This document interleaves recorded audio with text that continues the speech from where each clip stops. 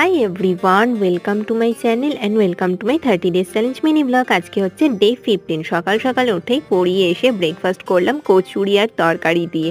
দেন বসলাম হচ্ছে একটু পড়তে, কারণ সামনেই যেহেতু এক্সাম আছে।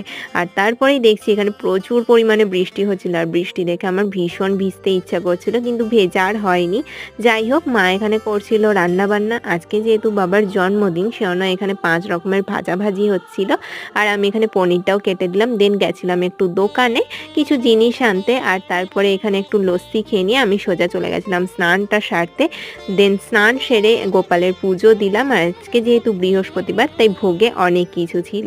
তারপরে বসলাম সবাই মিলে একসঙ্গে লাঞ্চ করতে। লাঞ্চে আজকে ছিল ফ্রাইড রাইস, 5 রকমের ভাজা, আর ছিল পনির। দেন সবাই মিলে একটু দুপুরে রেস্ট নিলাম, আর তারপরে এখানে বান্ধবী এনেছিল একটা কেক, মানে ওকে আনতে বলেছিলাম। তো এইভাবেই বাবার বার্থডেটা সেলিব্রেট করলাম। ওকে, বাই।